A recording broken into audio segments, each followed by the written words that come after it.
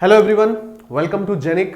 मेरा नाम है अनूप तिवारी और आज जेनिक के प्लेटफॉर्म पर एक बहुत ही स्पेशल दिन है मेरे लिए और उन सभी स्टूडेंट्स के लिए जो मैकेनिकल एंड सिविल इंजीनियरिंग को जेनिक पर देखना चाहते थे।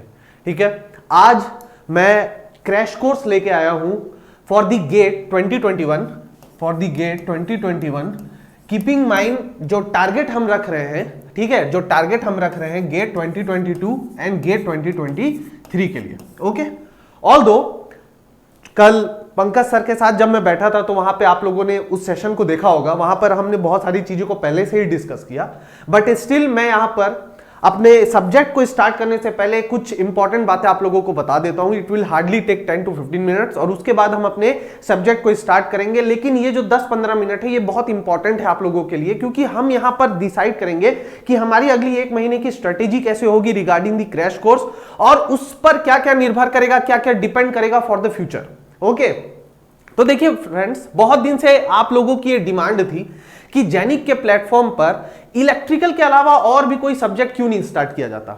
देखिए फ्रेंड्स, पंकज सर के लिए या हायर मैनेजमेंट के लिए या चंदन सर के लिए या सोहेल सर के लिए नया सब्जेक्ट स्टार्ट करना या नए टीचर्स को लाना ये कोई बहुत बड़ी बात नहीं थी। ठीक है, आपको पता है कि जो जेन्युइनिटी जेनिक प्रोवाइड करता है इलेक्ट्रिकल इंजीनियरिंग ब्रांच के लिए, वैसा ही शायद इंडिया में कोई और प्लेटफॉर्म आपको देता होगा। There are so many good platform, बहुत सारे अच्छे एजुकेशन चैनल्स है, बहुत सारे अच्छे एजुकेटर्स है, बट जहां तक कोर सब्जेक्ट की अगर मैं बात करूं इलेक्ट्रिकल इंजीनियरिंग में कोर सब्जेक्ट जो कि पंकज सर पढ़ाते हैं, आपके चंदन गुप्ता सर पढ़ाते हैं और आपके जो सोहेल सर आप लोगों को पढ़ाते हैं, तो मुझे नहीं लगता कि उस लेवल का उस सब्जेक्ट को और कोई डील करता है। ठीक है, जेनिक का एक बहुत बड़ा फोकस होता है फ्रेंड्स कि जो कंटेंट आप तक जा रहा है, जो मोड ऑफ कम्युनिकेशन हो रहा है, वो बहुत ही अच्छे लेवल पे डील किया जाए। इसीलिए बहुत ज्यादा सोचने के बाद और आप लोगों की डिमांड के बाद ही ये डिसाइड किया गया एट लास्ट कि मैकेनिकल इंजीनियरिंग को भी अब गेट के लिए जेनिक प्लेटफॉर्म पर स्टार्ट किया जाएगा।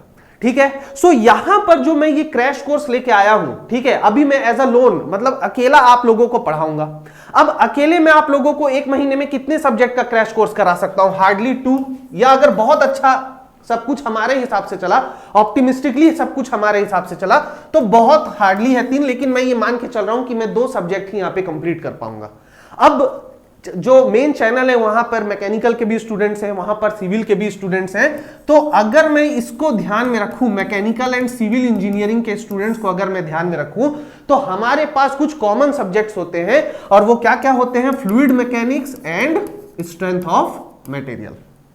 ठीक है, नाउ यहां पर क्या होता है कि जैसे एक महीना, अभी क्या है कि आप लोगों के पास सिर्फ 1 मंथ बचा है। ठीक है, 1 महीने बाद 5 फरवरी से आप लोगों के एग्जाम से स्टार्ट हो जाएंगे। और क्या होता है कि जैसे जैसे एग्जाम्स नजदीक आते हैं ना फ्रेंड्स, क्या होता है कि स्टूडेंट्स लोगों का जो मोटिवेशन होता है ना, वो थोड़ा सा कम हो जाता है, थोड़ा सा वो अपने ऊपर सेल्फ डाउट करने लग जाते हैं, कॉन्फिडेंस लो होने लग जाता है। और ये ना फ्रेंड्स सबके साथ होता है, ऐसा नहीं कि सिर्फ मेरे साथ होता है या किसी टॉपर के साथ नहीं होता है या जो पढ़ने में काम अच्छा है उसी के साथ होता है, ऐसा नहीं होता है फ्रेंड्स। ये हर किसी के लाइफ में ये एक फेज आता है। और खासकर गेट और ईएससी का जो हवा बना दिया गया है मार्केट में कि it is very tough exam, इसके ये नहीं निकालोगे तो कुछ नहीं होगा, नौकरी नहीं लगेगी, ऐसा नहीं है friends. There are many opportunities. Still क्या होता है कि जब गेट एग्जाम पास आता है तो आपका कॉन्फिडेंस लेवल लूज हो जाता है। तो यहां पर मैं उन बच्चों को यह कहना चाहता हूं जो ये एकदम होप हार चुके हैं कि मुझसे अब गेट नहीं होगा और वो अपना दिमाग कहीं और डाइवर्ट कर रहे हैं, और वो 3rd ईयर के स्टूडेंट्स भी जो इस साल गेट 2021 भरे हैं, इस बार 3rd ईयर के भी स्टूडेंट्स हैं हमारे पास। ठीक है, 3rd ईयर के भी स्टूडेंट्स हैं जिन्होंने गेट का फॉर्म भर तो दिया पर उन्होंने पढ़ाई नहीं की। तो आप लोगों के लिए ये क्रैश कोर्स कैसे काम आ सकता है? इस तरह से काम आ सकता है कि अगर आप लोग मेरे पढ़ाए सब्जेक्ट्स के साथ 1 से 2 सब्जेक्ट पैरेलली लेके चले। फॉर एग्जांपल, अगर मैं मैकेनिकल इंजीनियरिंग की बात कर रहा हूं, क्योंकि मैं खुद मैकेनिकल इंजीनियरिंग किया हूं, तो अगर मैं आप लोगों से बोलूं कि अगर मैं आपको एफएम पढ़ा रहा हूं और एफएम के साथ आप पैरेलली अपना थर्मोडायनामिक्स लेके चल रहे हैं, मैं एक एग्जांपल ले रहा हूं।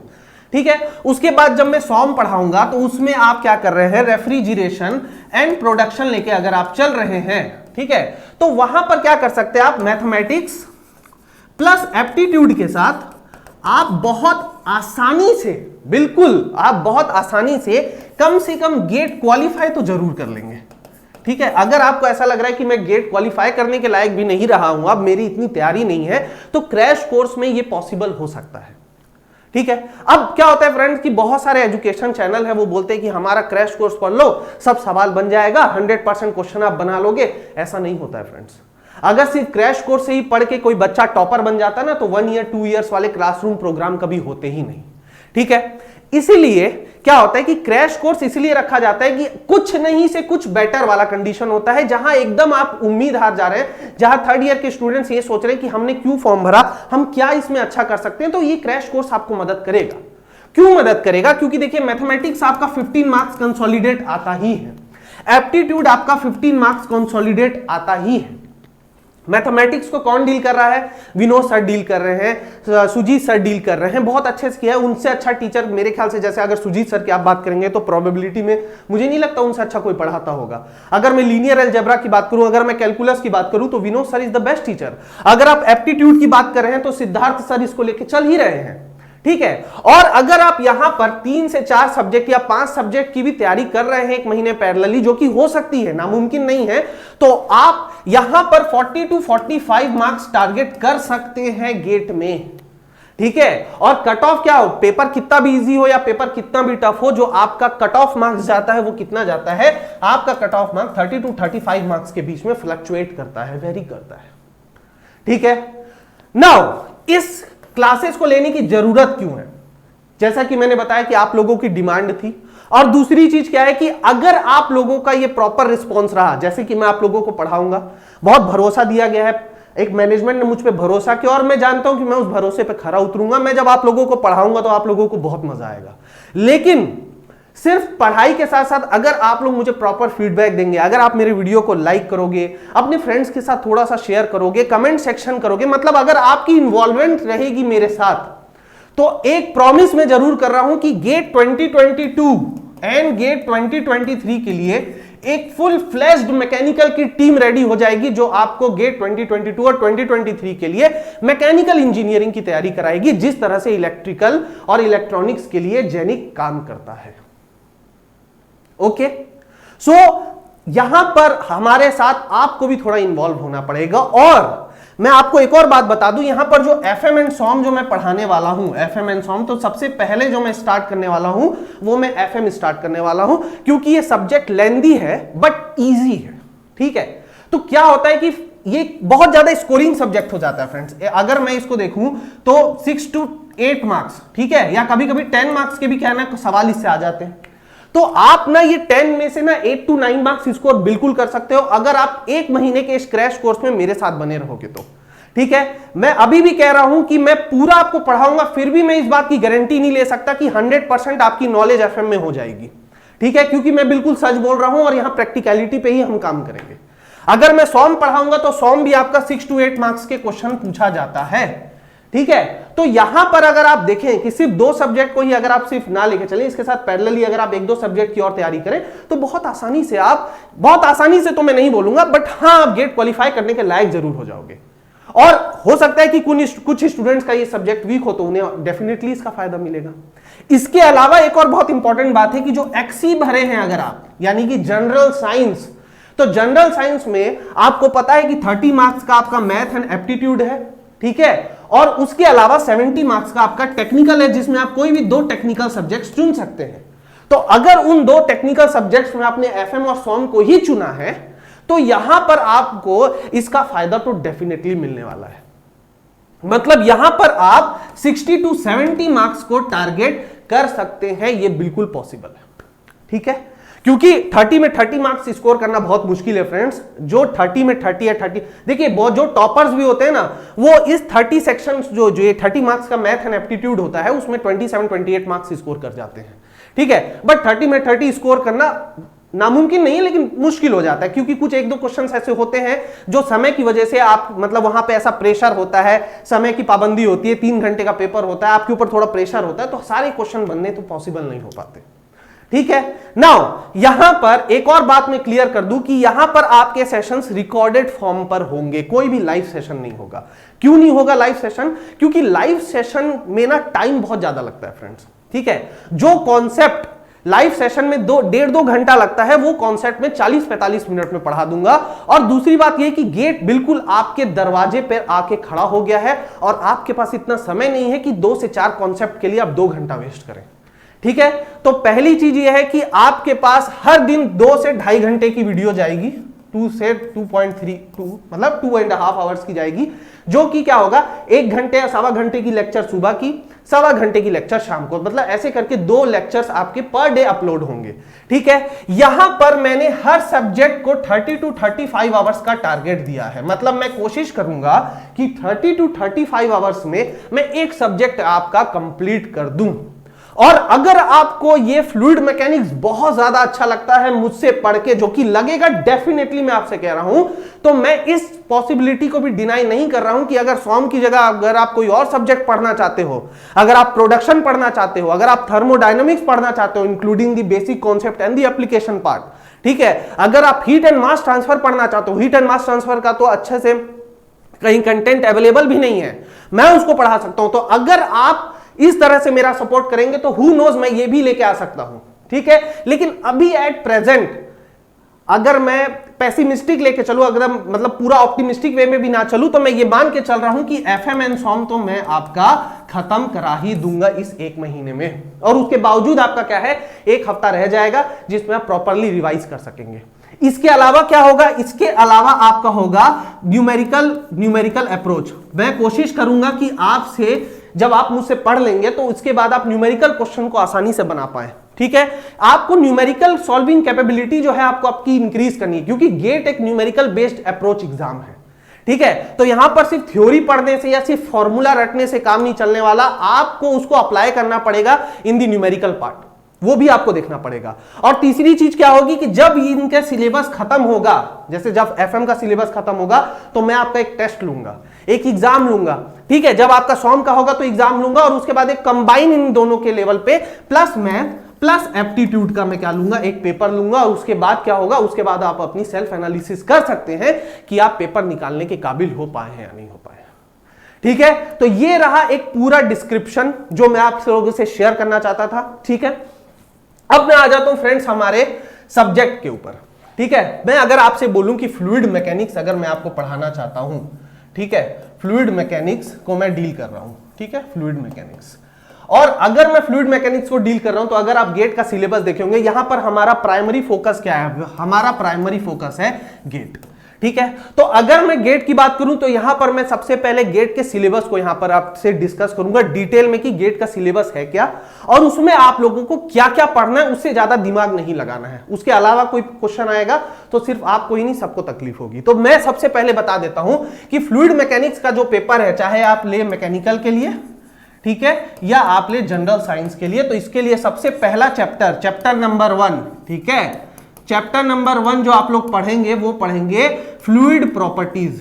फ्लूइड प्रॉपर्टीज, ठीक है, ये बिल्कुल बेसिक है, मुझे पता है ये मैक्सिमम लोगों को आता है। आप लोग बहुत इंटेलिजेंट, आप लोग बहुत समझदार हैं, मुझे पता है आप लोगों को फ्लूइड प्रॉपर्टीज आता है। तो फ्लूइड प्रॉपर्टीज में हम क्या पढ़ते हैं, हम ये पढ़ते हैं कि फ्लूइड आखिरकार होता क्या है। ठीक है, फ्लूइड सॉलिड से डिफरेंट क्यों होता है। ठीक है, उसके अलावा क्या पढ़ेंगे हम, different types of fluid property पढ़ते हैं।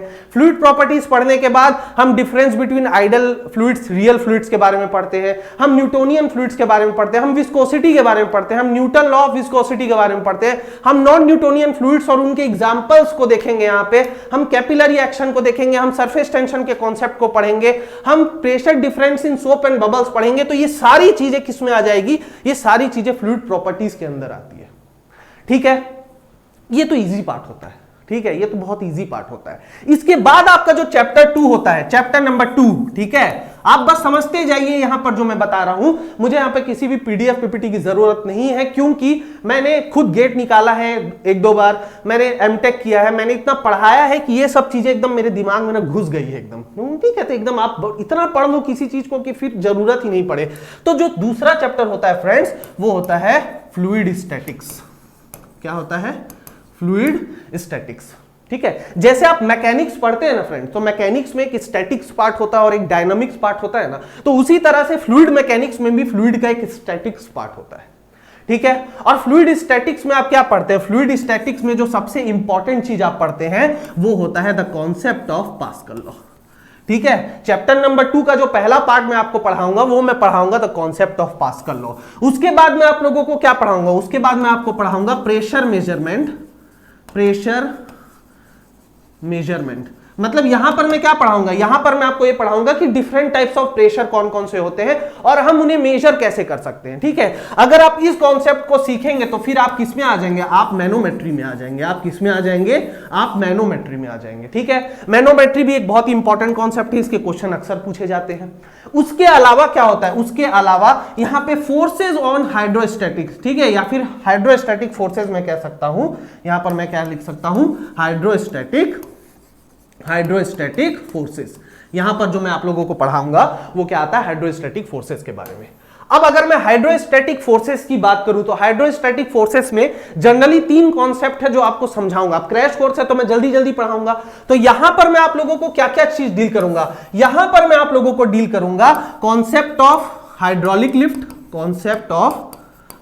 लिफ्ट, कि आपका अगर हाइड्रोलिक लिफ्ट से रिलेटेड सवाल आएगा, ठीक है, तो मैं उसे कैसे डील करूंगा। उसके अलावा आपका क्या होता है, hydrostatic forces in plane lamina. ठीक है, प्लेन लेमिना, इसमें मैं एक क्वेश्चन कराऊंगा, एक ट्रिक वाला क्वेश्चन होगा। उसके बाद आप प्लेन लेमिना पर क्या है कि हाइड्रोस्टैटिक फोर्स निकालने के लिए बहुत आसानी हो जाएगा आपको। और उसके बाद जो तीसरा पॉइंट मैं आप लोगों को पढ़ाऊंगा वो होता है hydrostatic forces on curved surfaces. ठीक है, तो इतनी चीजें आपको इस चैप्टर नंबर 2 में पढ़नी है। जो फ्लूइड स्टैटिक्स होगा इसमें आपको 1 2 3 4 चीजें मिलनी पड़नी है और उसके अपने अपने सब पार्ट्स हैं। ठीक है, जब आप इस चीज को पढ़ लेंगे, जो तीसरा चैप्टर आएगा, चैप्टर नंबर 3 मैं आप लोगों को पढ़ाऊंगा। चैप्टर नंबर 3 क्या होता है आपका, vortex motion of the fluid. ठीक है, अब यार हम लोग इंजीनियर्स हैं, ठीक है, हम लोग इंजीनियर्स हैं और क्या मैकेनिकल इंजीनियर्स हैं, तो हम लोग ना यार ये नोट्स वाले इतना तो हम लोग ध्यान देते नहीं। तो आप लोग थोड़ा सा ना यार मेरे राइटिंग को कंसीडर कर लेना। ठीक है, राइटिंग मेरी बहुत खूबसूरत नहीं, बहुत अच्छी नहीं है, लेकिन कॉन्सेप्ट मेरा अच्छा है, तो मेरे कॉन्सेप्ट पर ध्यान देना, राइटिंग पर ज्यादा ध्यान नहीं देना। जो मैं पढ़ाऊंगा ना उसको अपने वर्ड्स में लिखते जाना बस। ठीक है, तो वोर्टेक्स मोशन जो होता है फ्रेंड्स, वोर्टेक्स मोशन में भी हम लोग जब मैकेनिक्स पढ़ते हैं तो उसमें 2 टाइप्स के वोर्टेक्स मोशन हम लोग डील करते हैं। एक आपका होता है फ्री वोर्टेक्स मोशन, ठीक है, और दूसरा क्या होता है आपका, दूसरा होता है आपका फोर्स्ड वोर्टेक्स मोशन। अब गेट पॉइंट ऑफ व्यू से दोनों इंपॉर्टेंट है, बट अगर मैं न्यूमेरिकल बेस्ड अप्रोच की बात करूं तो वहां पर कौन सा पॉइंट इंपॉर्टेंट हो जाता है, वहां पर ये वाला पॉइंट, यानी कि फोर्स्ड वोर्टेक्स मोशन से रिलेटेड अगर न्यूमेरिकल पूछा जाता है इससे, तो फोर्स्ड वोर्टेक्स मोशन से रिलेटेड न्यूमेरिकल आपसे क्या किया जाता है, पूछा जाता है। ठीक है, जब आप ये चैप्टर 3 पढ़ लेंगे तो चैप्टर 4 जो आपके पास आएगा, चैप्टर नंबर 4 बस समझते जाइए अभी कि ठीक है मैं आपको क्या क्या पढ़ाऊंगा। चैप्टर नंबर 4 में आता है acceleration given to the cylindrical containers, ये मैं आप लोगों को पढ़ाऊंगा। ठीक है, अब यहां पर देखिए, यहां पर फ्लूइड की बात हो रही है, तो ऑफ कोर्स यहां पर जो सिलिंड्रिकल कंटेनर है उसमें कुछ ना कुछ फ्लूइड होगा। और अगर सिलिंड्रिकल कंटेनर में कोई फ्लूइड है और मैं उसको एक्सेलरेशन प्रोवाइड कर दूं, किस तरह से, या तो मैं उसको हॉरिजॉन्टल डायरेक्शन में एक्सेलरेशन दे सकता हूं, या मैं उसको सिर्फ वर्टिकल डायरेक्शन में दे सकता हूं, या मैं उन दोनों का कॉम्बिनेशन दे सकता हूं, तो वहां पर क्या होगा, वहां पर ये होगा फ्रेंड्स कि वहां पर जो फ्लूइड का आइसोबारिक सरफेस है वो चेंज हो जाएगा। उसमें जो हाइड्रोस्टैटिक फोर्सेस की जो वैल्यू निकलेगी डिफरेंट पॉइंट्स पर, वो चेंज हो जाएगा। वहां पर पास्कल लॉ हम लगा पाएंगे या नहीं लगा पाएंगे, और लगा पाएंगे तो कैसे वेरी करेगा, ये चेंज हो जाएगा। तो ये सारी चीजें किसमें हम डिस्कस करते हैं, acceleration given to the cylindrical container में हम डिस्कस करते हैं। जब हम ये सारी चीजें पढ़ लेते हैं उसके बाद हमारा चैप्टर 5 और one of the most important chapter हम पढ़ते हैं, और वो क्या होता है, वो होता है फ्लूइड काइनेमैटिक्स। क्या होता है, फ्लूइड काइनेमैटिक्स। ठीक है, अब ये फ्लूइड काइनेमैटिक्स क्या है फ्रेंड्स, देखिए मैंने अभी बताया था कि मैकेनिक्स में क्या होता है, 2 पार्ट्स होते हैं आपके, एक होता है स्टैटिक्स और एक होता है डायनामिक्स। और जो डायनामिक्स पार्ट होता है ना फ्रेंड्स, वो 2 टाइप्स में डिवाइडेड होता है, एक होता है काइनेटिक्स और एक काइनेमैटिक्स। तो यहां पर क्या है, अभी तक हम जो भी डील कर रहे थे, यहां पर क्या था, यहां पर जो चैप्टर नंबर 2 था, यहां पर ये जो फ्लूइड स्टैटिक्स में आप लोगों को बता रहा था, तो ये फ्लूइड स्टैटिक्स में हम ये डील करते थे कि फ्लूइड हमारा स्टैटिक यानी कि रुकी हुई कंडीशन में होता है। लेकिन जब मैं फ्लूइड काइनेमैटिक्स की बात करूंगा ना फ्रेंड्स, तो फ्लूइड काइनेमैटिक्स में आपका फ्लूइड जो है वो फ्लो की कंडीशन में होगा। कौन सी कंडीशन में होगा, फ्लो की कंडीशन में होगा। ये फ्लो क्यों हो रहा है इसके बारे में हम ध्यान नहीं देंगे, मतलब cause of motion will be neglected, cause of motion is neglected. ठीक है, मतलब यहां पर अगर कोई फ्लूइड फ्लो हो रहा है तो हो सकता है उसमें कुछ वर्क हो रहा हो, यानी कि प्रेशर डिफरेंस क्रिएट हो रहा हो सकता है उसके पीछे कुछ फोर्स लग रहा हो, कुछ एनर्जी क्रिएट हो रहा हो। ठीक है, change in kinetic energy, change in potential energy का जो कॉन्सेप्ट है ये सब हम लोग लगाते हैं, लेकिन यहां पर हम कॉज ऑफ मोशन को देखते ही नहीं है। तो अगर मैं कॉज ऑफ मोशन को नहीं देख रहा हूं तो फ्लूइड काइनेमेटिक्स में मैं क्या पढ़ूंगा, फ्लूइड काइनेमेटिक्स में मैं पढ़ता हूं वेलोसिटी एनालिसिस, मैं यहां पे acceleration analysis, Euler approach, Lagrangian approach, types of flow, ठीक है, रोटेशनल फ्लो, इनरोटेशनल फ्लो, सर्कुलेशन, ये सब हम लोग डील करते हैं। कहां पे डील करते हैं, फ्लूइड काइनेमेटिक्स में डील करते हैं। बहुत सारी चीजें फ्लूइड काइनेमेटिक्स में भी, बट बेसिक्स में हम लोग करेंगे। ठीक है, जब हमारा फ्लूइड काइनेमेटिक्स खत्म होता है तो चैप्टर नंबर 6 नो डाउट उसके बाद हमारा क्या आता है, फ्लूइड काइनेटिक्स, या फिर हम क्या कहते हैं, फ्लूइड डायनामिक्स, फ्लूइड डायनामिक्स। ठीक है, फ्लूइड डायनामिक्स। अब भाई अगर मैं कॉज ऑफ मोशन को नहीं देख रहा हूं, मैकेनिक्स में एक बार मैंने स्टैटिक्स देख लिया, एक बार मैंने फ्लो को एनालिसिस कर लिया, तो भाई कॉज ऑफ मोशन, तो यहां पर हम फ्लूइड फ्लो के कॉज ऑफ मोशन को स्टडी करते हैं। और अगर मैं कॉज ऑफ मोशन को स्टडी करूंगा तो वहां पर वर्क एनर्जी प्रिंसिपल देखूंगा, वहां पर मैं फोर्सेस को देखूंगा, वहां पर मैं टोटल एनर्जी या फिर टोटल चेंज इन एनर्जी को मैं कैलकुलेट करूंगा। और जब मैं ये सब करता हूं ना फ्रेंड्स, तो वहां पर मेरे पास एक इक्वेशन निकल के आती है और वो इक्वेशन कहलाती है बर्नौलीज इक्वेशन। ठीक है, वहां पर मेरे पास क्या आती है, बर्नौली इक्वेशन आती है, और ये one of the most important equation है मेरे हिसाब से फ्लूइड मैकेनिक्स के सिलेबस में, क्योंकि अगर आप इसको समझ लेंगे ना तो डायनामिक्स का पार्ट या आप इंपल्स मोमेंटम इक्वेशन हो जाता है या जो इंपैक्ट ऑफ जेट हो जाता है वहां पे इनको अप्लाई करना बहुत आसान होता है। तो बर्नौली इक्वेशन एक बार आप पढ़ लेंगे तो इससे रिलेटेड न्यूमेरिकल, और उसके बाद इसमें क्या इंपॉर्टेंट आ जाता है, flow measuring devices, flow measuring devices को आप पढ़ते हैं। ठीक है, फ्लो मेजरिंग डिवाइसेस पूरा लिख देता हूं, फ्लो मेजरिंग डिवाइसेस। अब ये जो फ्लो मेजरिंग डिवाइसेस है फ्रेंड्स, इसमें भी हम क्या पढ़ते हैं, इसमें भी हम दो तरह के चीजों को यहां पे मेजर करते हैं। एक बार हम मेजर करते हैं डिस्चार्ज, जिसको हम किससे डिनोट करते हैं, क्यू से, और एक बार हम किसको मेजर करते हैं, वेलोसिटी। किसके भाई, डिस्चार्ज या वेलोसिटी किसका मेजर कर रहे हैं, फ्लूइड का ही मेजर कर रहे हैं ना, वो फ्लूइड जो मोशन में है। ठीक है, तो एक बार हम वेलोसिटी मेजर कर रहे हैं, एक बार हम डिस्चार्ज मेजर कर रहे हैं। तो ये जो हम मेजर करते हैं फ्रेंड्स, ये बर्नौली इक्वेशन की ही हेल्प से हम मेजर करते हैं। और यहां पर जो हमारे पास जो स्टडी करना रहता है वो है वेंचुरीमीटर, ये हमारे पास होता है वेंचुरीमीटर, एंड यहां पर क्या होता है, ऑरिफिस मीटर, ऑरिफिस मीटर। और यहां पर हम क्या पढ़ते हैं, यहां पर हम पढ़ते हैं पिटॉट ट्यूब।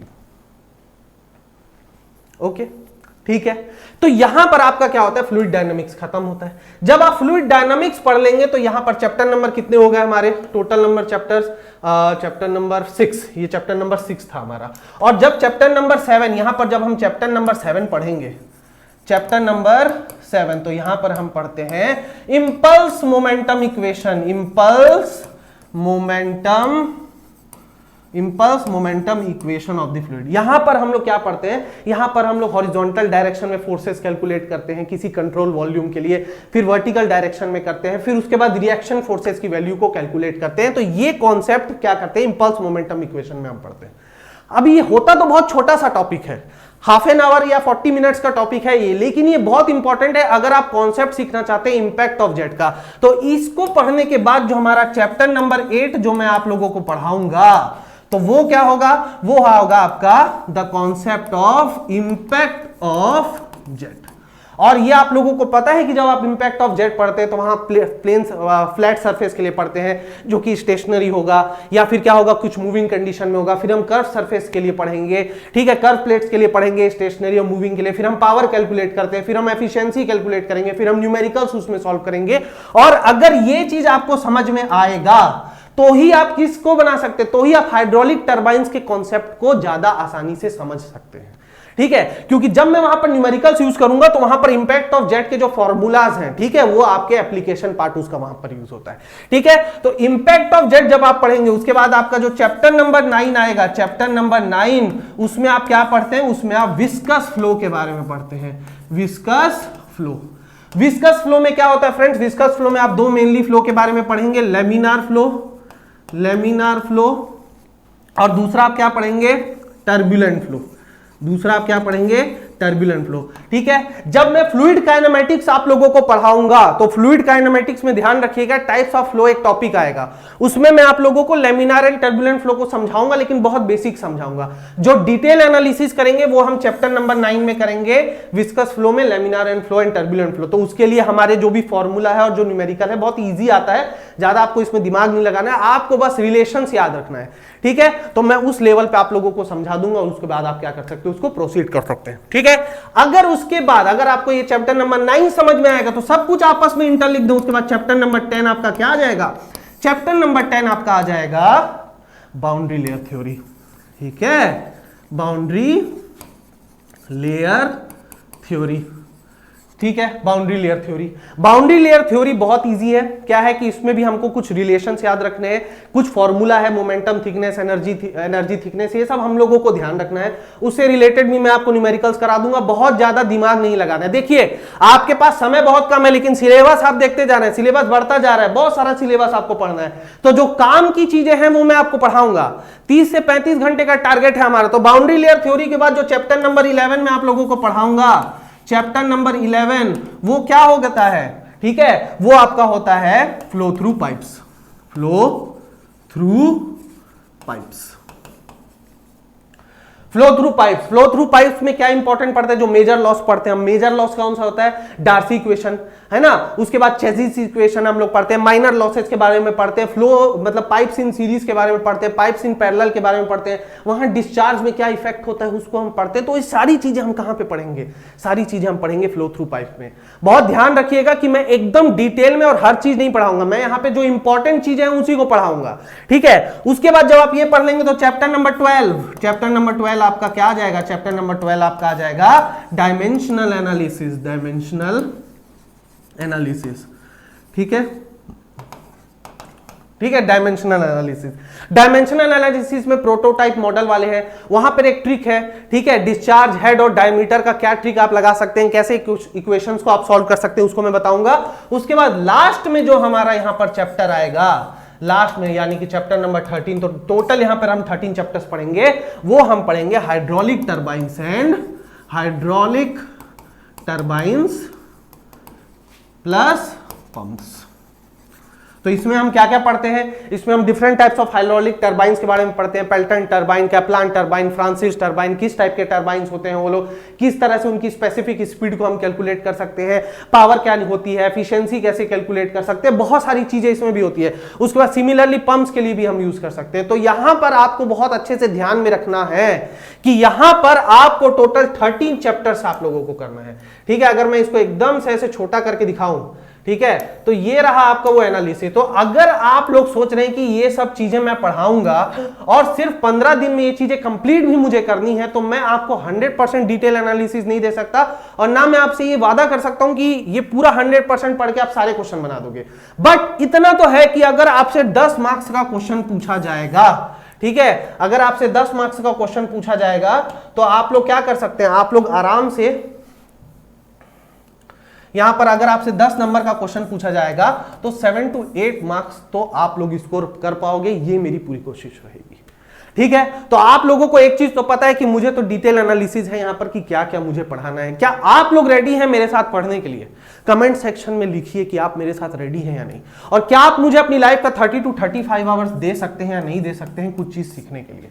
ठीक है, अभी भूल जाइए कि 1 महीने बाद आपका गेट है, आपका परफॉर्मेंस कैसा होगा, ये सब पे अभी ध्यान मत दीजिए। अभी सिर्फ इतना समझिए फ्रेंड्स कि अभी आपको पढ़ना है, उसको अच्छे से पढ़ना है। इस गेट में बहुत अच्छा रिजल्ट नहीं भी आता है ना तो घबराने की बात नहीं है। गेट 2022 और गेट 2023 के लिए फुल फ्लैश्ड टीम आपके लिए तैयार है, जो आप लोगों को मैकेनिकल इंजीनियरिंग एकदम धांसू तरीके से पढ़ाएगी। ठीक है, ओके, तो रेडी करें, अब स्टार्ट करते हैं हमारा सब्जेक्ट जो कि है the concept of fluid mechanics. The concept of fluid mechanics. ठीक है, चलिए, सिविल वाली से हाइड्रोलिक्स भी कहते हैं। ठीक है, सबसे पहले जो हमारा चैप्टर है, जो सबसे पहले चैप्टर नंबर 1 में स्टार्ट करूंगा, वो मैं स्टार्ट करूंगा फ्लूइड प्रॉपर्टीज। क्या स्टार्ट कर रहा हूं मैं? Fluid properties. Fluid properties start करने से पहले सबसे पहले तो मैं आप लोगों से ये पूछना चाहूंगा, सबसे पहले तो मेरा सवाल है आप लोगों से कि यार फ्लूइड होता क्या है? ठीक है, जब हम लोग छोटे थे ना फ्रेंड्स, जब हम लोग अपने प्राइमरी लेवल पे थे यानी कि 6-7 क्लास में थे, तो हमने पहली बार कॉन्सेप्ट ऑफ मैटर को पढ़ा था। किसको पढ़ा था? हमने कॉन्सेप्ट ऑफ मैटर को पढ़ा था। ठीक है, अगर मैं यहां पर आप लोगों से बोलूं कि मैटर क्या होता है, तो आप लोग क्या लिखेंगे कि वो कोई भी substance, any substance which has mass and occupies space, any substance, ठीक है, एनी सब्सटेंस विच हैज मास, है ना, which has mass and occupies space is known as matter। ठीक है, वो कोई भी सब्सटेंस जिसके पास कुछ मास है, जिसके पास कुछ मास है और वो क्या कर रहा है, कुछ स्पेस ऑक्यूपाई कर रहा है। स्पेस ऑक्यूपाई करने का मतलब क्या होता है? उसके पास कुछ वॉल्यूम है, तो उसे हम क्या कहते हैं? उसे हम क्या कहते हैं? उसे हम मैटर कहते हैं। अब जब हम लोग इसको पढ़ते थे कि मैटर हमारे कितने टाइप्स में डिवाइडेड होते हैं, तो मैटर हमारे 3 टाइप्स में डिवाइडेड होते हैं। एक होता है सॉलिड, एक होता है लिक्विड, और दूसरा क्या होता, तीसरा होता है हमारा गैसेस। ये हम लोग पढ़ते थे, ये प्राइमरी लेवल की अभी मैं बात कर रहा हूं। और यही जो लिक्विड एंड गैसेस कंबाइन होता था, यही जो लिक्विड एंड गैसेस आपका कंबाइन होता था, वो क्या कहलाता था? वही मेरा फ्लूइड्स कहलाता था। वही मेरा क्या कहलाता था? वही मेरा फ्लूइड्स कहलाता था। अब ये फ्लूइड्स क्यों कहलाता था ना, इसका भी मैं आपको कारण बताऊंगा। बट उससे पहले आप लोगों को एक बात बता दूं मैं कि एक्चुअली जो मैटर होता है ना फ्रेंड्स, वो सिर्फ 3 टाइप्स में डिवाइड नहीं होता है। ठीक है, मैटर एक्चुअली ना फ्रेंड्स 4 टाइप्स में डिवाइडेड होता है। ठीक है, हालांकि वो हमारे सिलेबस में नहीं है, बट उसकी सिग्निफिकेंस इतनी ज्यादा होती है कि हम उसे डिनाई नहीं कर सकते। और वो जो 4th पार्ट होता है मेरा, वो क्या होता है? वो 4th पार्ट होता है मेरा स्टेट ऑफ प्लाज्मा। वो 4th पार्ट क्या होता है? State of plasma. बेटा ये दिख रहा है कि नहीं दिख रहा है? ये वाला इसमें दिख रहा है? ओके, चलिए, वेरी गुड। नाउ ये स्टेट ऑफ प्लाज्मा, ये स्टेट ऑफ प्लाज्मा क्या होता है? देखिए क्या होता है ना फ्रेंड्स, अगर मैं किसी मैटर का टेम्परेचर इतना ज्यादा इंक्रीज कर दूं कि उसके जो इलेक्ट्रॉन्स हैं, इलेक्ट्रॉन्स, ठीक है, इलेक्ट्रॉन्स क्या होता है? वो एटम्स के जिसमें ऑर्बिट्स में वो घूमते रहते हैं। ठीक है, आप इमेजिन कर पाए होंगे, अपने टीवी में भी देखा होगा। तो अगर इलेक्ट्रॉन्स अपने ऑर्बिटल्स को छोड़ के बाहर आ जाए, इतना ज्यादा टेम्परेचर हो जाए, तो वो मेरा क्या हो जाता है? वो मेरा स्टेट ऑफ प्लाज्मा हो जाता है।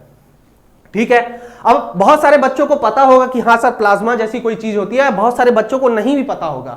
और जिनको नहीं पता होगा वो ये सोच रहे होंगे कि सर इसको पढ़ने का क्यों मतलब है। वो इसलिए बेटा कि ब्रह्मांड में जितनी भी चीजें हम देख सकते हैं, मैं डार्क मैटर की बात नहीं कर रहा हूं। अगर आपको सैटेलाइट, यूनिवर्स, एलियंस, ठीक है, स्टार्स, ये सब में अगर आपको इंटरेस्ट है, तो मैं आप लोगों को एक बात बता देता हूं कि 99% of the visible universe, 99% of visible universe जो होता है आपका विजिबल यूनिवर्स, ठीक है, 99% ऑफ जो विजिबल यूनिवर्स होता है, मतलब आप ब्रह्मांड में जो भी कुछ देख रहे हैं, तारा, आपके तारे होते हैं, सन होता है, मून होता है, प्लैनेट्स होता है। अभी कुछ दिन पहले जुपिटर, सैटर्न आए थे ना एक साथ, तो वो सब क्या है? वो सब यूनिवर्स का हिस्सा ही तो है। तो 99% वो चीजें जो आप यूनिवर्स में देखते हैं, अपने आसमान में देखते हैं, वो स्टेट ऑफ प्लाज्मा से बना रहता है।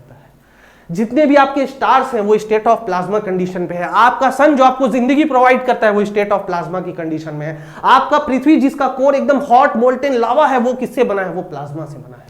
ठीक है, तो ये सारी चीजें जो होती है प्लाज्मा से बनी होती है, इसीलिए ये बहुत सिग्निफिकेंट होता है। ऑल्दो ये हमारे सिलेबस में नहीं है, बट मेरा काम था कि मैं इसे आपको समझा दूं। चलिए, coming back to the topic, तो हमारा लिक्विड और गैसेज ही फ्लूइड्स होता है। अब मैं एक बार और इसको समझाता हूं। क्या होता है कि अगर मैं सॉलिड्स की बात करूं, अगर मैं सॉलिड्स की बात करूं, तो सॉलिड क्या होता है? सॉलिड के जो मॉलिक्यूल्स होते हैं वो एकदम क्लोजली पैक्ड होते हैं। इसी तरह से होते हैं आपके, इसी तरह से। ठीक है, मैं बहुत सुंदर डायग्राम नहीं बना रहा हूं, मैं आपके कॉन्सेप्ट पॉइंट ऑफ व्यू के लिए समझा रहा हूं। ठीक है, अगर मैं कहूं कि ये मेरा एक सॉलिड है, तो सॉलिड में क्या होता है? सॉलिड में जो मॉलिक्यूल्स होते हैं वो क्या होता है? आपस में क्लोजली इंटैक्ट होते हैं। मतलब वहां पर अगर इन मॉलिक्यूल्स को मुझे अलग करना है, तो मुझे बहुत ज्यादा टेम्परेचर देना पड़ेगा, बहुत ज्यादा प्रेशर अप्लाई करना पड़ेगा, तभी ये मॉलिक्यूल्स आपस में दूर दूर होते हैं। ठीक है, उसके बाद क्या होता है? उसके बाद आपका लिक्विड होता है। तो लिक्विड में जो होता है, ये आपका अगर लिक्विड है, तो लिक्विड के जो मॉलिक्यूल्स है वो थोड़ा ज्यादा दूर दूर होते हैं। और जो आपका गैसेज होता है, गैसेस में और बहुत ज्यादा दूर दूर होते हैं।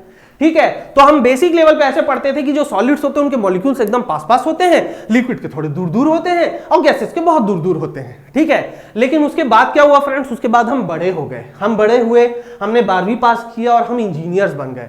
तो फ्रेंड्स इंजीनियर जो होते हैं ना वो मॉलिक्यूलर लेवल पे बात नहीं करते, इंजीनियर्स में ये माइक्रोस्कोपिक लेवल पे बात करते हैं, ये माइक्रोस्कोपिक लेवल है, और जो हम काम करते हैं वो मैक्रोस्कोपिक लेवल है, मतलब हम बड़े लेवल पे डील करते हैं। अब यार सर ये मैक्रोस्कोपिक लेवल में हम कैसे डील करते हैं, तो भाई एक सिंपल सी बात मुझे बता दो, अगर मैं यहां पे खड़ा हूं और मैं चल के इधर आ गया और मैं आपसे बोला कि भाई मैं कितना मीटर चला, तो आप क्या करोगे, मेरा एक एक एटम को कैलकुलेट करके वहां तक जोड़ोगे क्या?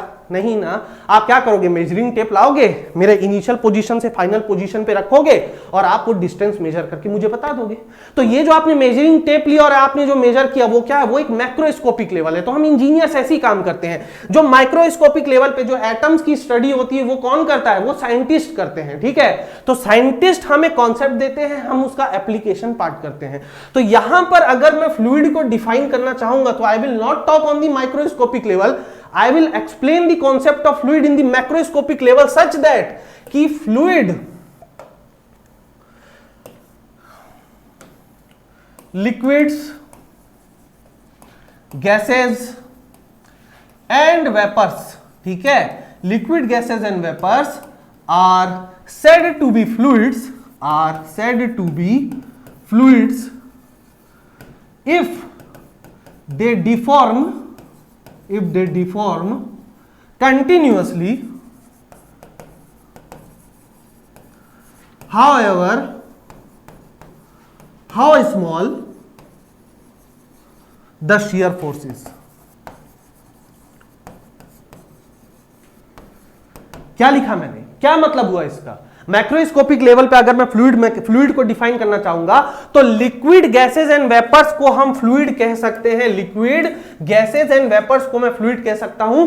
कब मैं उन्हें फ्लूइड कह सकता हूं, जब अगर मैं उन पर कोई भी शियर फोर्स अप्लाई करूं, कोई भी शियर फोर्स अप्लाई करने के बाद उनमें जो डिफॉर्मेशन आता है, डिफॉर्मेशन का मतलब change in shape, change in dimension उनमें जो अगर होता है वो किस नेचर का होता है, वो कंटिन्यूअस नेचर का होता है, ठीक है। तो अगर मैं थोड़े छोटे से छोटा सा भी अगर मैं शियर फोर्स अप्लाई कर दूं और वहां पर अगर किसी मैटर पे डिफॉर्मेशन आना लग जाए और वो डिफॉर्मेशन कंटिन्यूअस हो, कंटिन्यूअस का मतलब परमानेंट डिफॉर्मेशन आ जाए, तो वो मैटर मेरा क्या कहला जाता है, वो मैटर मेरा फ्लूइड कहला जाता है। वही मैटर मेरा क्या कहला जाता है, फ्लूइड कहला जाता है, ठीक है। नाउ यहां पर अगर मैं यहां पर सॉलिड्स को ले लूं, ठीक है, अगर मैं यहां पे ले लेता हूं, ये लीजिए मैंने लिया सॉलिड्स और यहां पर मैंने लिया फ्लूइड्स, ठीक है। यहां पर मतलब फ्लूइड्स का मतलब लिक्विड, वेपर एंड गैसेस, मैं सबको कंसीडर कर रहा हूं। तो चलो यहां पर मैं इसको ऐसे बना देता हूं, थोड़ा सा डिफरेंस देख लेते हैं क्या क्या डिफरेंस होगा, ठीक है।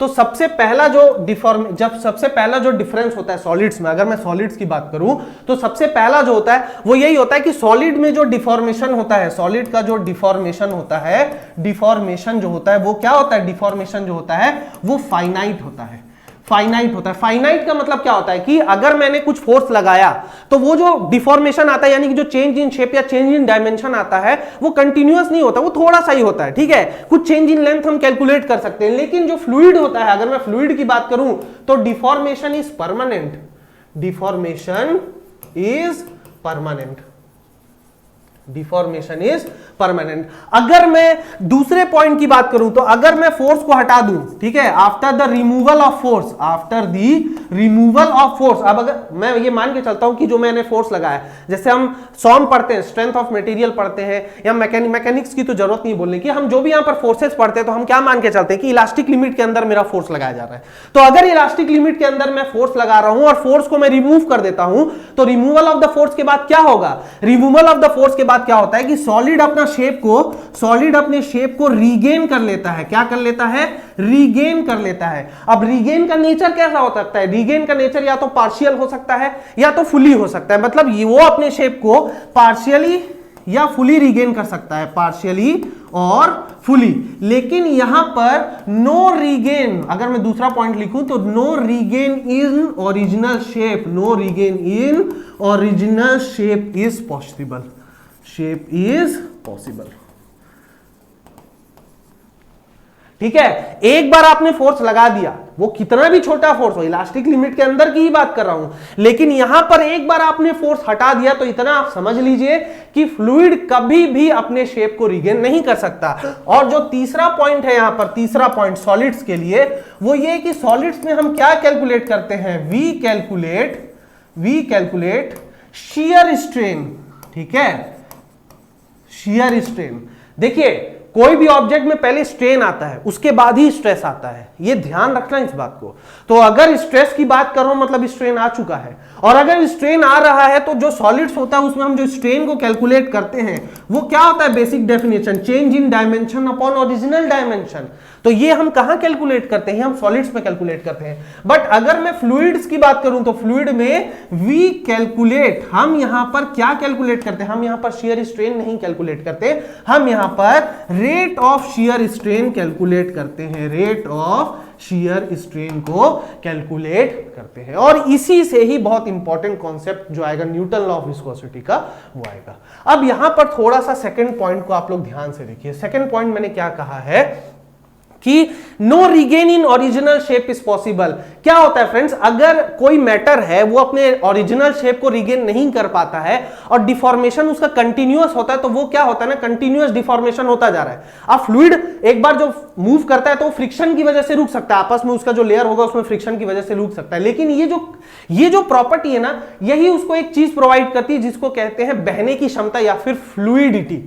फ्लूइडिटी का मतलब ये होता है कि लिक्विड्स की एक बहुत अच्छी कैपेबिलिटी होती है कि वो किसी भी शेप में ढल जाते हैं। अगर आप उन्हें बॉटल के अंदर रखेंगे तो वो बॉटल का शेप ले लेंगे, अगर आप उन्हें ग्लास में रखेंगे तो ग्लास का शेप ले लेंगे। हमारी बॉडी के अंदर वाटर है, वो हमारी बॉडी के शेप में है। ठीक है, तो यही जो खासियत है इस फ्लूइड की, ठीक है, इसी की वजह से जो ये जो फ्लूइडिटी है, जो खासियत, इसी की वजह से जो नाम भी पड़ा वो फ्लूइड पड़ा। क्यों? क्योंकि उसकी प्रॉपर्टी से पड़ा, फ्लूइडिटी से, क्योंकि बहुत बेहतरीन क्या है, इसकी एक प्रॉपर्टी है। ओके, सो ये रहा आपका difference between solids and fluids. ठीक है, अब यहां पर मैं किसकी बात करता हूं, अब यहां पर मैं आ जाता हूं डिफरेंट प्रॉपर्टीज जो हमको डील करना है, डिफरेंट प्रॉपर्टीज जो हमको क्या करना है, पढ़ना है या फिर हमको डील करना है। ठीक है, तो जो सबसे पहला प्रॉपर्टी हम पढ़ते हैं, सबसे फर्स्ट प्रॉपर्टी, वो क्या होता है, डेंसिटी ऑफ फ्लूइड। वो क्या होता है, डेंसिटी ऑफ फ्लूइड।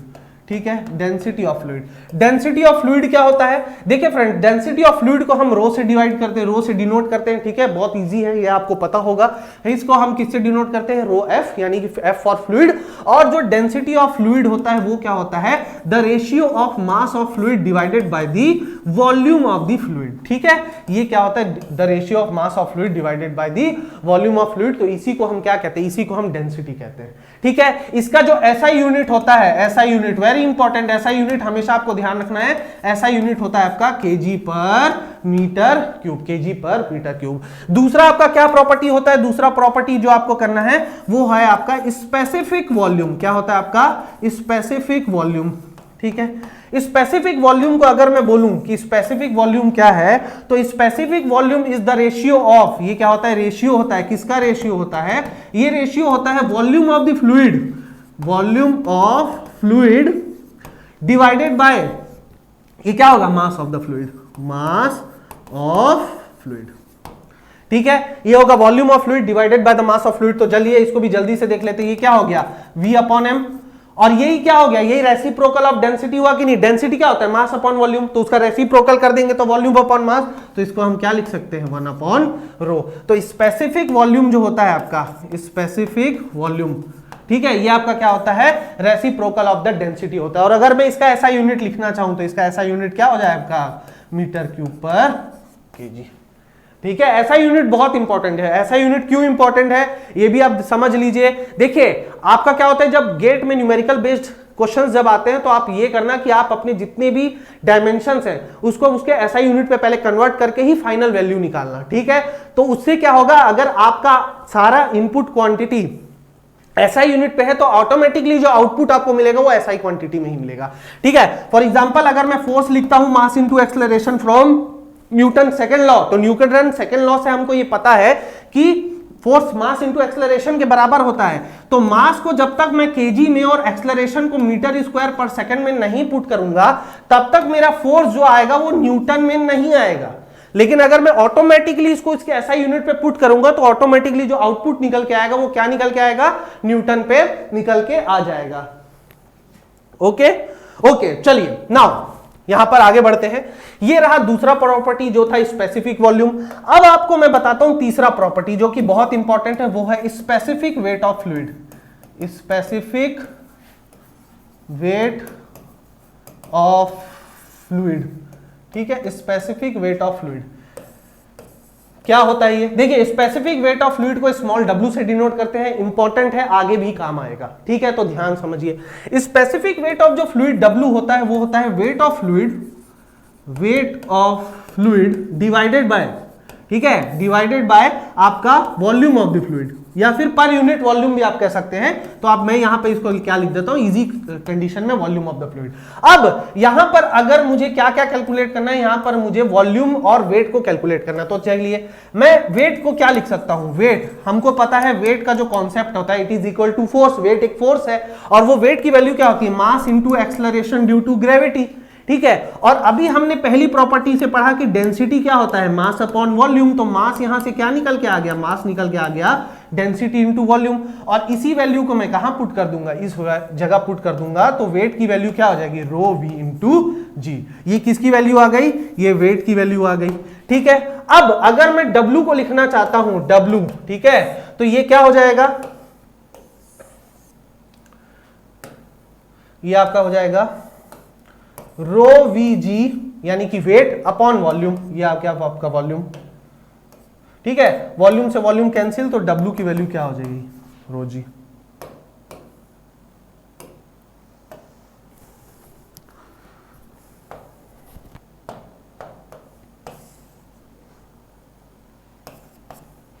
ठीक है, तो इस रिलेशन को आपको क्या करना है, इस रिलेशन को आपको ध्यान में रखना है। चौथी प्रॉपर्टी के बारे में भी मैं आ जाता हूं। ये सब इजी है फ्रेंड्स, ये सब आपको पता होना चाहिए, एकदम बेसिक है। चौथी प्रॉपर्टी होती है आपकी relative density of the fluid, relative density of fluids, ठीक है। रिलेटिव डेंसिटी ऑफ फ्लूइड्स क्या होता है, रिलेटिव डेंसिटी? रिलेटिव डेंसिटी को हम लोग देखिए फ्रेंड्स, इसको मैं कैसे लिख सकता हूं, इसको मैं लिख सकता हूं डेंसिटी ऑफ एनी फ्लूइड, ठीक है। ये भी रेशियो होता है density of any fluid divided by density of standard fluid, density of standard fluid, ठीक है। अब यहां पर मुझे ये समझना पड़ेगा कि यहां पर यार स्टैंडर्ड फ्लूइड क्या होता है और उनकी डेंसिटी क्या होती है, तो मुझे बेसिक जानना पड़ेगा। सारा खेल क्या है फ्रेंड्स, सारा खेल यहां पर है, ठीक है। पहले तो ये समझना पड़ेगा कि स्टैंडर्ड फ्लूइड क्या होता है और उनकी डेंसिटी मुझे पता होनी चाहिए। तो यहां पर देखिए फ्रेंड्स, यहां पर सबसे पहले आप समझिए कि यहां पर दिया हुआ है फ्लूइड। तो अगर मैं फ्लूइड की बात कर रहा हूं तो फ्लूइड आपके दो टाइप्स में डिवाइड होता है, एक लिक्विड होगा, एक गैसेज होगा। तो अगर मैं रिलेटिव डेंसिटी की बात कर रहा हूं तो एक बार मैं लिक्विड के लिए बात करूंगा और एक बार मैं किसके लिए बात करूंगा, एक बार मैं गैसेज के लिए बात करूंगा। तो इसको अगर मैं लिखना चाहूंगा तो ये मैं कैसे लिखूंगा, अगर रिलेटिव डेंसिटी फॉर लिक्विड लिखना चाहता हूं तो ये आपका होगा density of any liquid divided by density of standard liquid. और इसके लिए मैं क्या लिखूंगा, density of any gas divided by density of standard gas, ठीक है। इसको थोड़ा ऊपर कर लेते हैं, ये लो भाई, ठीक है। मतलब मुझे दोनों के लिए करना पड़ेगा, एक बार मुझे लिक्विड के लिए करना पड़ेगा और एक बार मुझे किसके लिए करना पड़ेगा, एक बार मुझे गैसेस के लिए करना पड़ेगा, ठीक है। पढ़ाते पढ़ाते गर्मी हो जाता है, ठीक है। क्यों गर्मी हो जाता है, क्योंकि शरीर का मेटाबॉलिज्म इंक्रीज हो जाता है तो पसीना आता है, ठीक है। तो इग्नोर कर दीजिएगा, ठीक है, ओके। तो ये क्या होता है, अगर मैं लिक्विड की बात करूं तो डेंसिटी ऑफ एनी लिक्विड। अब यहां पर मैं स्टैंडर्ड लिक्विड की बात कर रहा हूं, क्या होता है भाई स्टैंडर्ड लिक्विड? स्टैंडर्ड लिक्विड होता है हमारा H2O, केमिस्ट्री, वाटर, ठीक है, पानी। पानी मेरा क्या होता है, स्टैंडर्ड लिक्विड होता है। और इसका डेंसिटी कितना होता है, इसका डेंसिटी होता है 1000 kg पर मीटर क्यूब। क्यों बता रहा हूं मैं आपको, क्योंकि ये एग्जाम में नहीं देगा। अगर आपको एग्जाम में कोई क्वेश्चन आता है और उसमें जो फ्लूइड यूज कर रहा है अगर वो पानी यूज कर रहा है तो वो ये मान के चलेगा कि आपको इसकी डेंसिटी पता है और ये आपको पता होनी भी चाहिए। तो इसका क्या होता है 1000 kg पर मीटर क्यूब। अगर मैं स्पेसिफिक ग्रेविटी की बात करूंगा तो ये कितनी हो जाएगी 1 ग्राम पर सेंटीमीटर क्यूब, ठीक है। ये आपको ध्यान होना चाहिए। दूसरा क्या है, अगर मैं गैसेस के लिए बात कर रहा हूं रिलेटिव डेंसिटी की, तो density of any gas divided by standard gas. तो यहां पर जो स्टैंडर्ड गैस है वो क्या होता है, वो होता है मेरा हवा, एयर, क्योंकि कॉमनली हम हवा में ही रहते हैं ना। अब बोलेंगे नहीं सर ऑक्सीजन होना चाहिए, हम तो सांस लेते हैं। अरे यार ठीक है, इसमें जज्बाती नहीं होना है, यहां पर हमको देखना है कि अबंडेंट में कौन है, ठीक है, अबंडेंट में कौन है, ठीक है। तो यहां पर क्या होता है कि गैस डिवाइडेड बाय एयर, तो और जो स्पेसिफिक जो डेंसिटी ऑफ एयर होती है वो आपको ध्यान रखना है 1.255 kg पर मीटर क्यूब होती है। ये भी मैं क्यों बता रहा हूं, क्योंकि एग्जाम में ये मान के चलेगा कि ये वैल्यू आपको पता है, ठीक है, समझ में आया। तो इसको बात क्या करेंगे, जब आप रिलेटिव डेंसिटी की वैल्यू को निकालेंगे तो क्या आप कैलकुलेट कर सकते हैं। अब यहां पर भी मैं दो इंपॉर्टेंट चीजें आप लोगों को बता देता हूं जो आप लोग बिल्कुल ध्यान में रखिएगा। सबसे पहली चीज की इसकी फिजिकल सिग्निफिकेंस क्या होती है, भाई ये इसका फिजिकल सिग्निफिकेंस क्या है, what is the physical significance of density, ठीक है। ये जो हम रिलेटिव डेंसिटी बोलते हैं, केजी पर मीटर क्यूब बोलते हैं, इसका फिजिकल सिग्निफिकेंस क्या है। तो चलो अभी मैं इसको बताता हूं। मान लीजिए कि आपके पास एक कंटेनर है, मान लीजिए आपके पास एक कंटेनर है, ठीक है, ये लो भाई मैं कंटेनर बना देता हूं मस्त वाला, ये लो, ठीक है। अब मैं ये मानता हूं कि कंटेनर का ये जो लेंथ है ये है 1 मीटर, ये जो इसकी हाइट है ये है 1 मीटर, और इसकी जो विड्थ है इसको भी मैं मान लेता हूं 1 मीटर, ठीक है। अब इसमें मैं क्या डाल देता हूं, इसमें मैं एक फ्लूइड डाल देता हूं, इस लू को भाई इसको मैं फ्लूइड डाल देता हूं, ये लो भाई मैंने फ्लूइड डाल दिया, ठीक है, ये लो ये इसको मैंने फ्लूइड से भर दिया। ये मेरा एक कंटेनर है, ओपन एट द टॉप है, मैं मान लेता हूं ओपन एट द टॉप है, और इसमें मैंने क्या डाल दिया, फ्लूइड डाल दिया। अब मैं ये मान के चलता हूं कि ये जो फ्लूइड है ये क्या है, ये फ्लूइड है मेरा वाटर, ओके। नाउ अब अगर इस कंटेनर का मैं वॉल्यूम कैलकुलेट करना चाहता हूं, वॉल्यूम, अगर मैं इसका वॉल्यूम कैलकुलेट करना चाहता हूं जी, तो इसका वॉल्यूम क्या होगा, length into width into height. तो ये क्या हो जाएगा, लेंथ इसका क्या हो जाएगा 1 इंटू 1 इंटू 1, सारी की ऐसा यूनिट क्या है, मीटर है, मैंने मीटर सब कुछ ऐसा यूनिट पे रखा है। तो इसका वॉल्यूम क्या आ गया, इसका वॉल्यूम आ गया 1 मीटर क्यूब। तो अगर इसका वॉल्यूम 1 मीटर क्यूब आ गया है, ठीक है, और इसमें मैंने क्या भरा है, पानी भरा है, कहां तक भरा है, एकदम टॉप तक भरा है, और उसके बाद अब अगर इस वाटर का मास कैलकुलेट करेंगे तो वो कितना आ जाएगा, वो आ जाएगा 1000 kg। समझ में आया, ये होता है इसका फिजिकल सिग्निफिकेंस। फिजिकल सिग्निफिकेंस का मतलब यही होता है फ्रेंड्स कि जो आप पढ़ते हैं ना, आप उसे विजुअलाइज कर पा रहे हो या नहीं कर पा रहे हो। तो अगर मैं डेंसिटी की बात करता हूं तो मैं ये विजुअलाइज करता हूं आंख बंद करने के बाद कि यार मेरे पास एक कंटेनर है 1 मीटर क्यूब का, तो 1 मीटर क्यूब मतलब इतनी बड़ी सी टंकी होगी, कुछ ऐसी टंकी होगी, है ना, इतनी लंबी होगी, इतनी चौड़ी होगी, उतनी लंबी फैली हुई होगी, उसमें मैंने पानी भर दिया। अब वो पानी का जब मैंने वेट मेजर किया, जब मैंने उसको वेइंग मशीन में ले गया तो 1000 kg दिखा रहा है। समझ में आ रहा है, ये होता है फिजिकल सिग्निफिकेंस। उसके बाद मैं बताता हूं आपको, अगर यहां पर मैं पानी की जगह, अगर यहां पर मैं पानी की जगह क्या भर दूं, अगर मैं यहां पर मरकरी को भर दूंगा ना फ्रेंड्स, ठीक यही कंटेनर, एक ऐसा कंटेनर जिसका वॉल्यूम 1 मीटर क्यूब हो, और उसके बाद जब मैं उसका मास चेक करूंगा तो वो मास कितना आएगा फ्रेंड्स, वो मास आपका आएगा 13,600 kg। मतलब आप एक बात समझ सकते हैं कि कम वॉल्यूम पे ज्यादा मास आ रहा है, ठीक है, किसका, मरकरी का, इसलिए उसकी जो डेंसिटी होती है ना मरकरी की वो ज्यादा होती है। समझ में आया, ये कॉन्सेप्ट है डेंसिटी का, ठीक है। अब जो रिलेटिव डेंसिटी की मैं बात कर रहा हूं, रिलेटिव डेंसिटी जो मैंने अभी आपको पढ़ाया है, तो रिलेटिव डेंसिटी की अगर मैं एसआई यूनिट की बात करूं तो एसआई यूनिट क्या होता है, एसआई यूनिट होता है इसका यूनिटलेस, ठीक है। मतलब अगर मैं इसको डायमेंशन फॉर्म में लिखूं तो क्या हो जाएगा, m0 L0 T0, ठीक है। ना इधर मास का उसमें कोई डायमेंशन होता है, ना ही कोई लेंथ का होता है, ना ही उसमें कुछ टाइम का होता है। और ये तीनों किस टाइप की क्वांटिटी है, ये तीनों फंडामेंटल टाइप की क्वांटिटी है।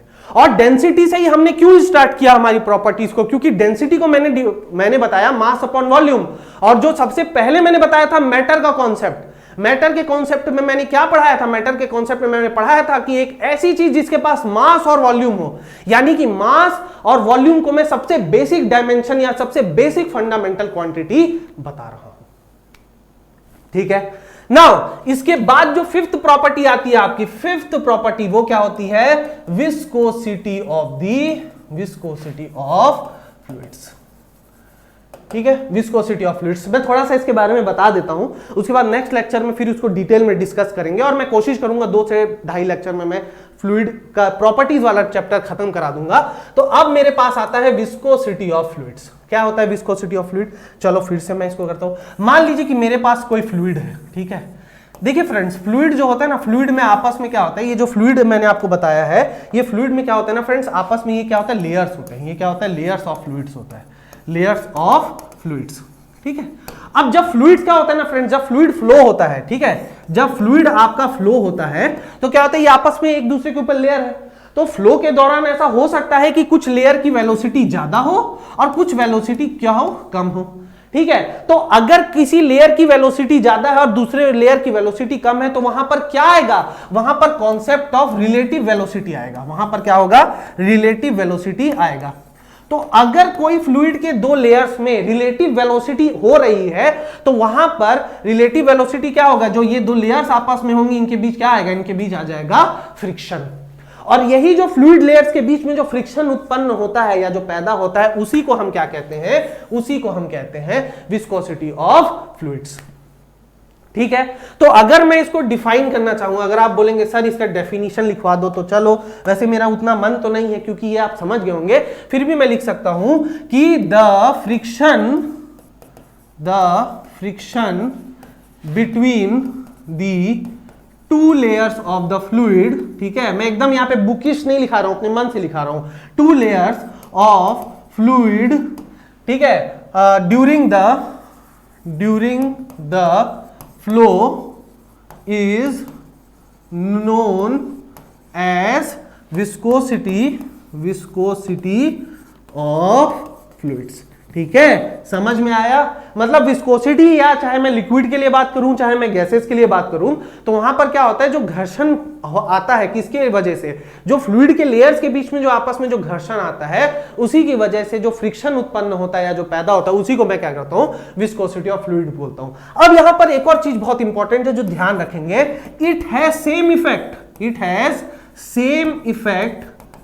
As friction between two solid surfaces. इसका मतलब यह है फ्रेंड्स कि अगर मैं दो सॉलिड सरफेसेस के बारे में बात कर रहा हूं, जैसे मान लीजिए कि मेरे पास ये मेरे हाथ हैं, ये दोनों सॉलिड सरफेस है, अब यहां पर सॉलिड सरफेस के बीच में अगर मैं घर्षण कर रहा हूं तो यहां पे फ्रिक्शन आएगा जिसकी वजह से गर्मी होती है। तो ये जो फ्रिक्शन, जो सॉलिड सरफेस के बीच में जो फ्रिक्शन आ रहा है उसको हम किससे डिनोट करते हैं, स्मॉल एफ से डिनोट करते हैं, और इसकी वैल्यू क्या होती है, म्यू इंटू एन होती है, ठीक है, जहां पर एन क्या होता है आपका, एन आपका होता है नॉर्मल फोर्स, एन आपका क्या होता है, नॉर्मल फोर्स, एफ क्या होता है आपका, फ्रिक्शन फोर्स, और म्यू क्या होता है आपका, म्यू होता है आपका कोएफिशिएंट ऑफ फ्रिक्शन। तो क्योंकि यहां पर सेम इफेक्ट रहता है, जैसा कि सॉलिड में होता है वैसा ही इफेक्ट आपके लिक्विड में भी होता है, इसीलिए जो डायनामिक विस्कोसिटी होती है या फिर विस्कोसिटी होती है उसको हम किससे डिनोट करते हैं, म्यू से डिनोट करते हैं, और इसी को हम एक और लैंग्वेज में क्या बोलते हैं, डायनामिक विस्कोसिटी, क्या बोलते हैं, dynamic viscosity of fluid, dynamic viscosity of fluids भी इसे कहते हैं, जो ना म्यू को हम कहते हैं, ठीक है। नाउ यहां पर अभी मैंने कहा कि फ्लूइड जो होता है, ठीक है, फ्लूइड जो होता है वो जनरली दो टाइप्स में हम डील करेंगे, एक होगा आपका लिक्विड्स और दूसरा क्या होगा, दूसरा आपका होगा जी गैसेस, ठीक है। तो लिक्विड में अगर मैं विस्कोसिटी की बात कर रहा हूं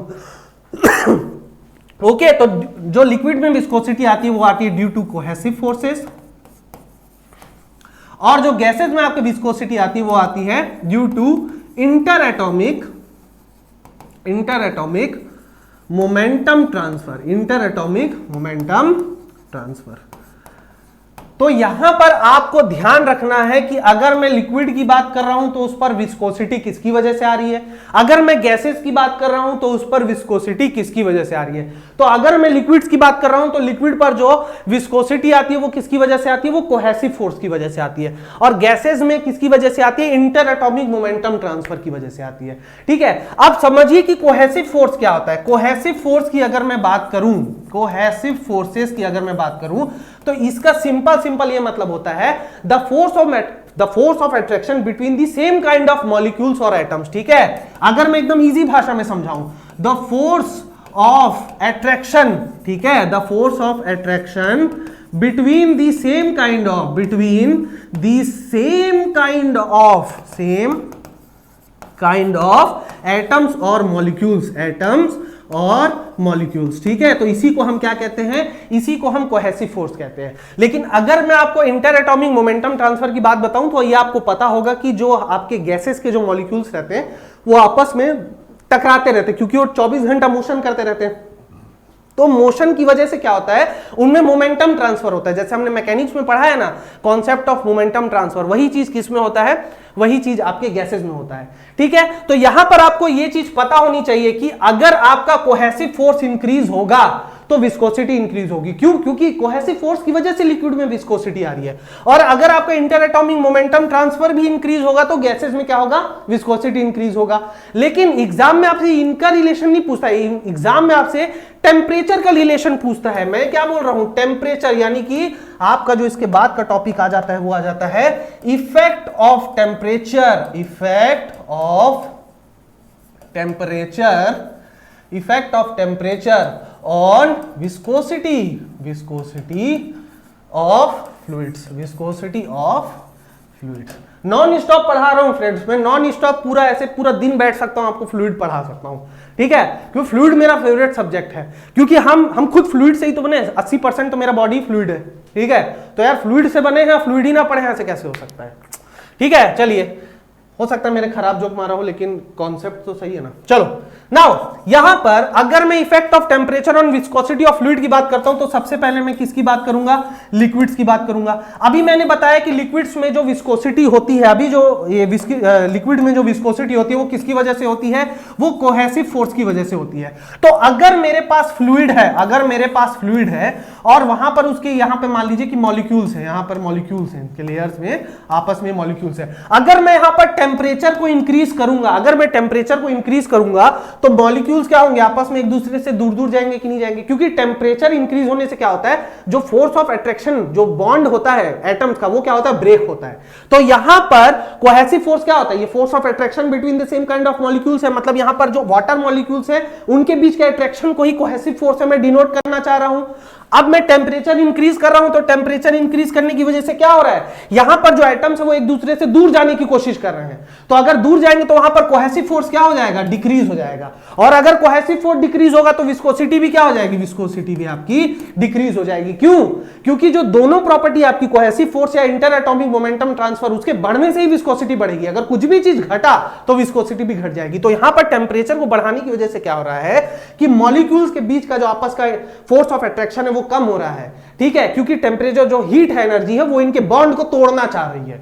ठीक है, तो इसकी वजह से क्या होता है, कोहेसिव फोर्स डिक्रीज हो जाता है और जो म्यू की वैल्यू है वो क्या हो जाती है, यानी कि विस्कोसिटी की वैल्यू भी क्या हो जाती है, गिर जाती है या कम हो जाती है। दूसरा क्या आता है आपका, गैसेस। गैसेस, गैसेस में क्या होता है, गैसेस में इंटर एटॉमिक मोमेंटम ट्रांसफर है। ठीक है, एक दूसरे से टकरा रहे हैं, कोई किसी से टकरा रहा है, कोई किसी से टकरा रहा है। अगर मैं टेम्परेचर इंक्रीज कर दूं तो काइनेटिक एनर्जी क्या होती है, काइनेटिक एनर्जी इनकी इंक्रीज हो जाएगी। काइनेटिक एनर्जी अगर इनकी इंक्रीज हो जाएगी तो वहां पर क्या होगा, वहां पर इनका टकराना बढ़ जाएगा, यानी कि इंटर एटॉमिक मोमेंटम ट्रांसफर क्या हो जाएगा, इंक्रीज हो जाएगा। और अगर inter atomic momentum transfer increase हो गया तो विस्कोसिटी की भी वैल्यू क्या हो जाएगी, विस्कोसिटी की भी वैल्यू इंक्रीज हो जाएगी। तो यहां पर आपको यह बात समझना पड़ेगा कि अगर आप टेम्परेचर को इंक्रीज करते हैं तो लिक्विड की विस्कोसिटी कम होती है, गैसेस की बढ़ जाती है। लेकिन अगर आप टेम्परेचर कम करेंगे तो उल्टा हो जाएगा। अगर आप टेम्परेचर कम करेंगे तो यहां पर क्या होगा, कोहेसिव फोर्स बढ़ जाएगा, विस्कोसिटी बढ़ जाएगी। यहां पर क्या होगा, इनका इंटर एटॉमिक मोमेंटम ट्रांसफर धीरा हो जाएगा, मतलब मॉलिक्यूल्स धीरे धीरे चलेंगे। ठीक है, और उसके बाद क्या होगा, तो यहां पर भी विस्कोसिटी क्या हो जाएगी, वो डिक्रीज हो जाएगी। ठीक है, तो ये रहा आज का कॉन्सेप्ट रिगार्डिंग दी विस्कोसिटी। अब जो नेक्स्ट लेक्चर होगा, नेक्स्ट लेक्चर में हम यहां पर न्यूटोनियन फ्लूइड से स्टार्ट करेंगे। हम पढ़ेंगे कि न्यूटोनियन फ्लूइड क्या होता है, नॉन न्यूटोनियन फ्लूइड क्या होता है, नॉन न्यूटोनियन फ्लूइड्स के टाइप्स क्या होते हैं, ग्राफ हम कैसे प्लॉट कर सकते हैं, एग्जांपल्स क्या हो सकते हैं, सरफेस टेंशन का कॉन्सेप्ट क्या होता है, और हम वो सब चीजें डिस्कस करेंगे। कोशिश करेंगे कि 2 से 2.5 लेक्चर में, ठीक है, मैं इसके कॉन्सेप्ट को क्या कर दूं, फ्लूइड प्रॉपर्टीज के कॉन्सेप्ट को खत्म कर दूं और उसके बाद न्यूमेरिकल्स लेके आऊं। उसके बाद देखना न्यूमेरिकल कितनी आसानी से बनेगा। गेट के न्यूमेरिकल्स लाऊंगा मैं, कोई जेईई के न्यूमेरिकल नहीं लाऊंगा। हालांकि सारे क्वेश्चंस आपको बनाना चाहिए थ्योरेटिकल पॉइंट ऑफ व्यू के लिए, लेकिन मैं गेट के न्यूमेरिकल्स आपसे सॉल्व करवा के दिखा दूंगा। ठीक है, तो ये रहा आज का कॉन्सेप्ट। आई होप आपको मेरा लेक्चर बहुत अच्छा लगा होगा। ठीक है, ध्यान रखिएगा, आपके रिस्पॉन्स पे ही डिपेंड करेगा कि गेट 2022 या 2023 के बैचेस स्टार्ट होंगे नहीं, और मुझे पूरा भरोसा स्टार्ट होंगे और फुल फ्लेश्ड तरीके से, एकदम खतरनाक तरीके से स्टार्ट होगा। तो दूसरे लेक्चर में आपसे मुलाकात होगी, तब तक के लिए अपना ख्याल रखेंगे। Thank you so much.